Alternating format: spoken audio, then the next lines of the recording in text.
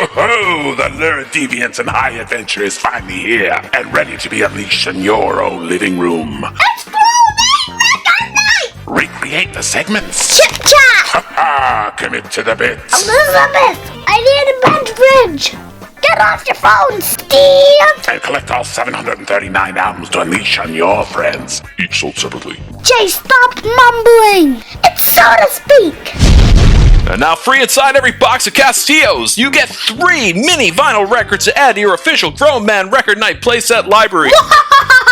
Get off your phone, Steve. Get off your phone, Steve. Grown Man Record Night playset. Jay the Gervis, Monkey Bananas, and Seafy for each sold separately. Now the time has come to stand for your right. Now you can choose.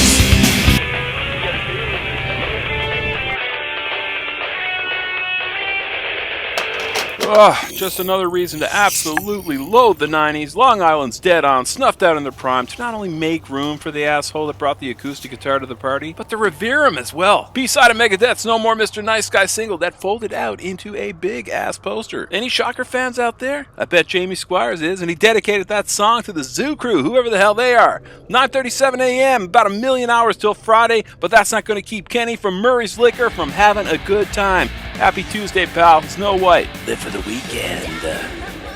You want me to put on another pot of coffee, man? Oh, yeah. I gotta do this bag flip through yet. Yeah, man, I'm sure Moondog Casanova will want some too. Alright, here we go. Issue 5, The Jan Michael Vincent of Metal Zines. New mag-sized, same bite-sized comic taste. Steel Diamond, cover art backstory. I don't know, some popular arcade game that was possessed by an evil spirit and tricked its players into committing real killing sprees. Players, sadly, they believe it to be VR. So fucking stupid. Can you imagine seeing these things on the shelf? You wouldn't have a clue what this mag was all about.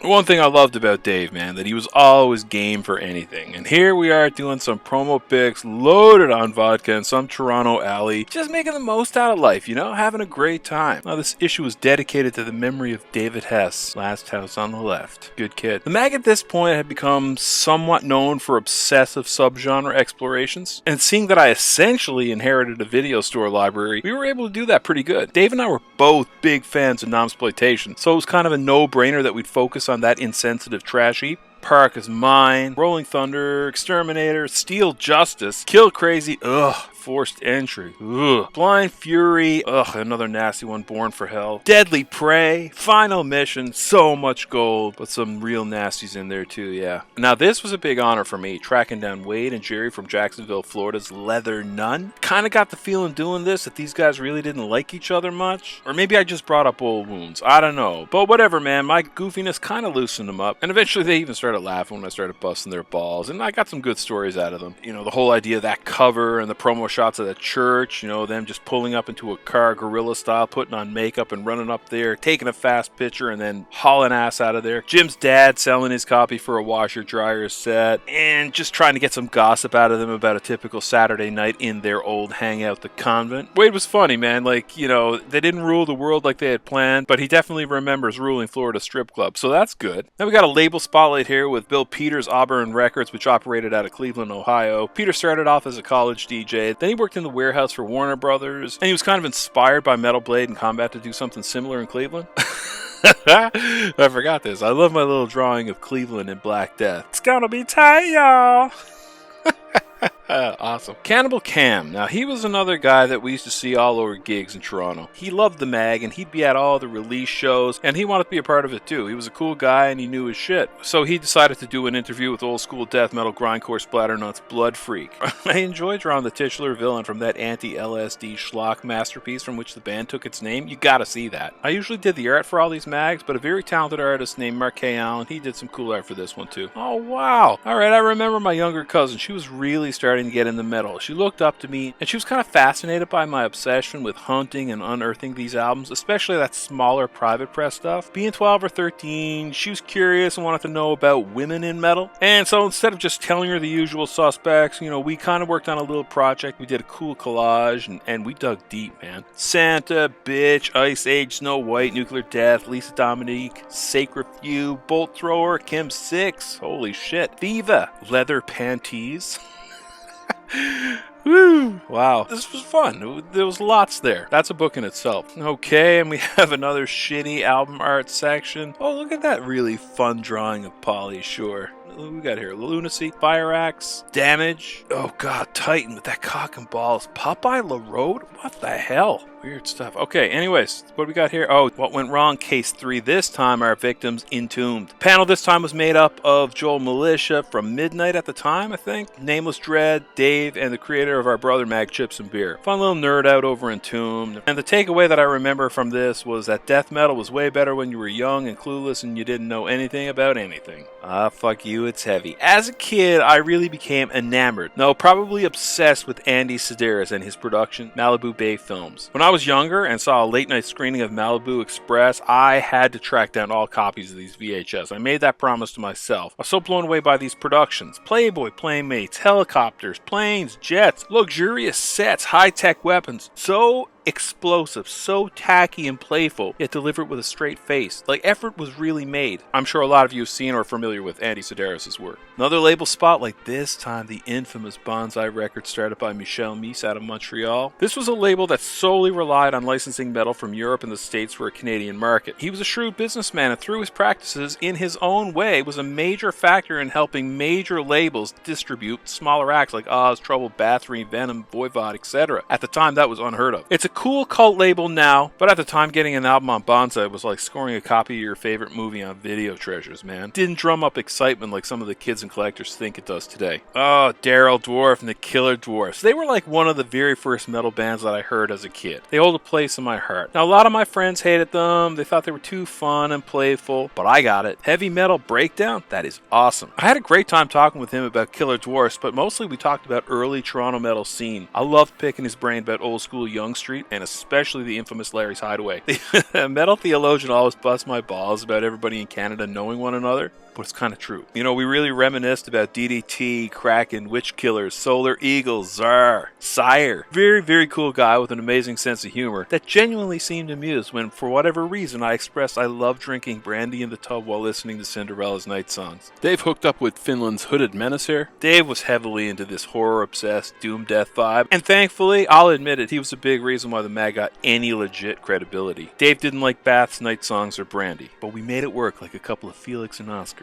Okay, fill these reviews. What's on the menu here? Sirens, Razormaid, Vice, oh god. Highland Queen, oh wow, Ash and Ash. Oh, excuse me, H&H. Oh wow, Buster Brown, Sign of Victory. Man, Streetwalker? Now I wish that would come out on wax. I tried to get a bit with the times here too. New Anthrax, When Joey Returned, Megadeth, Fastway. Am I the only guy up there that likes the Lee Hart era? Come on, somebody post something below. Hell, Oz. Going back and reading some of this, it's embarrassing. The writing isn't great, but you know, you really have to realize that the majority of this was written on patio bars. Now, Slimer's Final Judgment, he's doing Autopsy, Paul Chain, Morbid Angel, Stone, The Sacrifice Propaganda Split, Blizzaro, Ilsa. And we also had some guest reviewers, Tristan McDonald. Are you still alive, dude? Cannibal Cam, again, he threw in his 2 cents worth. Our pal Inti, who eventually would end up running Stained Class Records with Ian from Cauldron. Everybody had their own tastes, okay? Everybody was different, and everybody thought the other's tastes were bullshit, fucking gay. But we've progressed past that, I assure you. Shitter reads,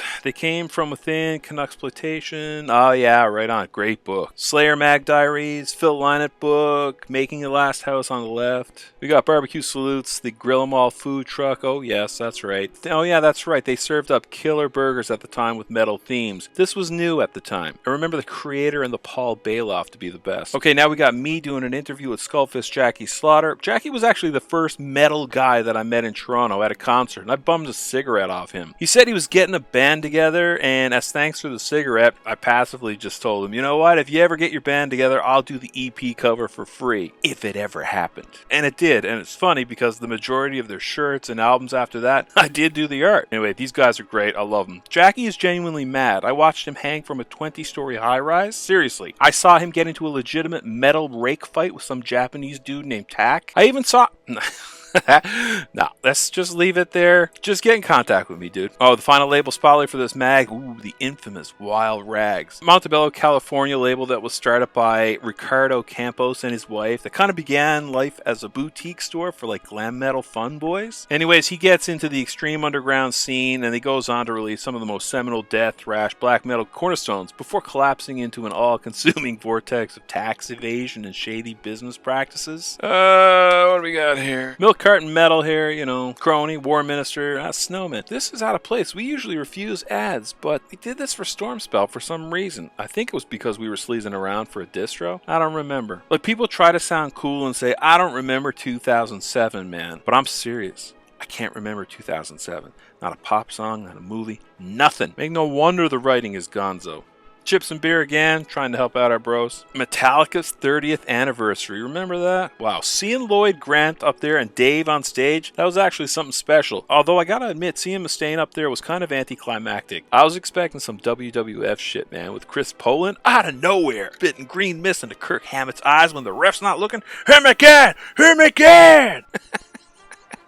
Anyway, another page filler, History in Metal with Professor Price Steele educating the kids yet again. This time we have Lester Maddox and the origin of that band's name. Yikes. Metal iconography. The gas mask, invented by a Newfoundlander, Dr. Clooney McPherson. You're welcome. And the Laws Rocket, the anti-tank M72, where the band got its name after watching Clint Eastwood's The Enforcer. Activity section now, this time new wave of British heavy metal. We got Thunderstick here, Mr. Soundhouse. Yeah, cardboard guitar hero Rob Loonhouse, and of course King Diamond word search. I love how T is in there. How many times does King drop the word T in some of his songs? Oh, and we have our exhaustive non-exploitation conclusion here. Finally, last rites here. Look at our mascot Trox and Castillo looking up that woman's skirt. Grade 8 perverts. Gonna have to talk to Castillo about Trox. Where the hell is he? Playlists, and oh yeah, look at this. Here's some history here. The podcast that never happened. See, I had this in the work for a long time. It just didn't materialize until May of last year. We've been doing this shit for not even a year. Nice. Don't want to go start crying here, but thanks for the support. I mean it. And my spoof of guitar and amp ads in Metal Medj magazines. This time, myself endorsing Uniball pen 0.7mm jet black. Nothing else cuts it like fucking Uniball. I've yet to hear from them. Anyway, there you go, gang. One to go. I'd love to bring this back with the right crew in the VC. You know what I mean? Hey, Stormspell, you alive? You owe us, man. Well, right on, man. I got Night Ranger and Jane Fonda's workout. Choose the road she shows you, or you feel the mighty red.